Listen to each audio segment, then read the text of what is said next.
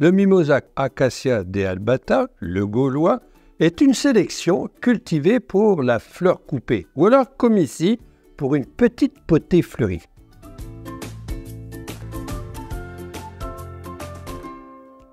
Alors ce genre de mimosa a la particularité d'être greffé sur un porte-greffe qui n'émet pas de rejet. Vous allez me dire pourquoi?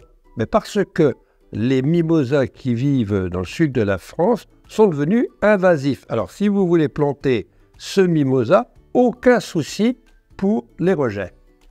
Vous allez me dire, que peut-on faire de cette petite potée fleurie? Il ne faut pas beaucoup de chaleur, température plutôt fraîche. Vous avez une véranda par exemple, très lumineuse, c'est parfait. Vous pouvez même le mettre sur une terrasse, bien abritée du gel. Ben oui, parce qu'il craint la gelée. Alors la souche tient à moins 6 degrés, alors que la partie supérieure, la moindre petite gelée, ça sera catastrophique, même s'il repart ensuite sur le pied. Donc, on le met dans une pièce fraîche.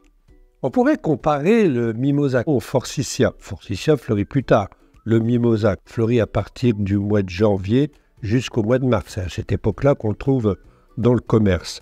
Alors, une fois qu'il est défleuri, comme le forsythia, il faut lui couper ses fleurs car il fleurit toujours sur le bois de l'année précédente. Si vous êtes procuré ce genre de mimosa, il ne faudra pas le laisser dans ce pot. Le pot est beaucoup trop exigu. Alors, dès qu'il sera défleuri, vous le rempotez dans un bac bien drainé, surtout parce qu'il n'aime pas d'avoir les racines dans l'eau. Et puis, l'automne, si vous habitez une région pas trop froide, vous paillez le pied. Sinon, en cas de gel, eh bien, il faudra le rentrer dans une pièce fraîche, dans une pièce lumineuse.